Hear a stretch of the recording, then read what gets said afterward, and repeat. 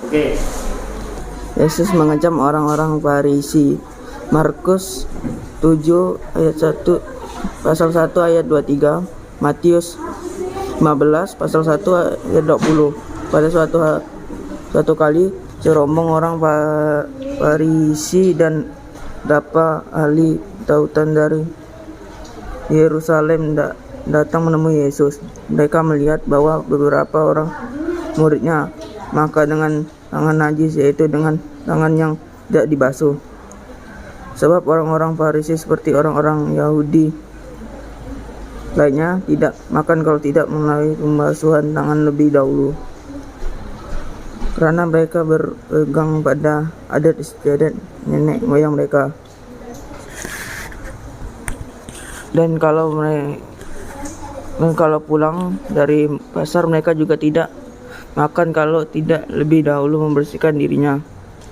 Banyak warisan lain lagi dari mereka pegang,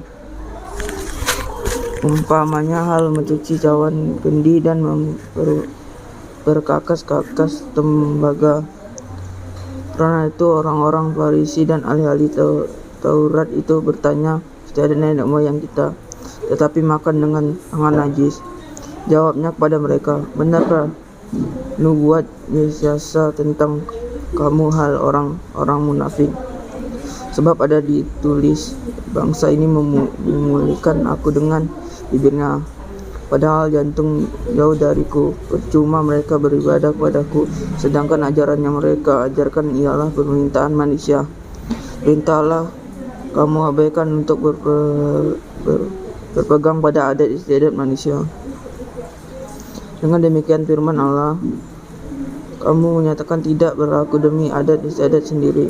Yesus berkata pula kepada mereka, sesungguhnya pandai kamu mensampingkan perintah Allah supaya kamu dapat memelihara adat istiadatmu sendiri. Karena Musa, sebab Allah berfirman, telah berkata, hormatilah ayahmu dan ibumu, dan siapa yang mengutuki ayahmu atau ibunya harus mati. Tetapi kamu berkata, kalau seseorang berkata kepada bapak atau ibunya, apa yang ada padaku yang dapat digunakan untuk memeliharamu sudah digunakan untuk korban, yaitu persembahan kepada Allah, maka kamu tidak membiarkan lagi berbuat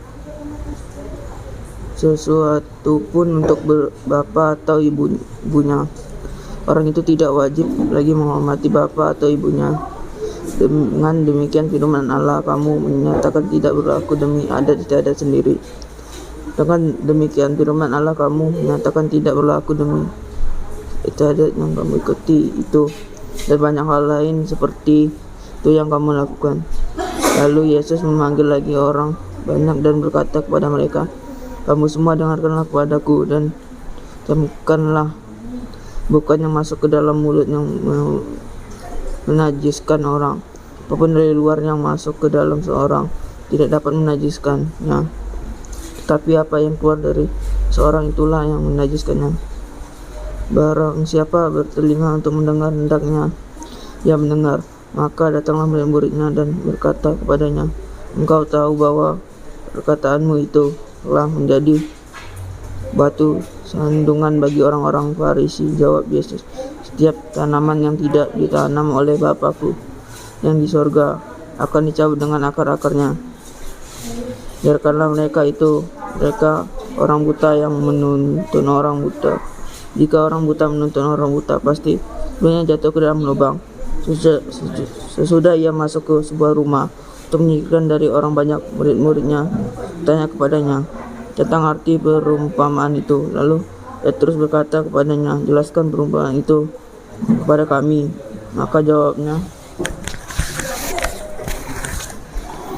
apakah kamu juga tidak dapat memahaminya? Tidak tahukah kamu bahwa segala sesuatu dari luar masuk ke dalam mulut seorang tidak dapat menajiskannya, karena bukan masuk dari jantung tetapi ke dalam perutnya, lalu dibuang di jamban. Dengan demikian ia menyatakan semua makanan halal.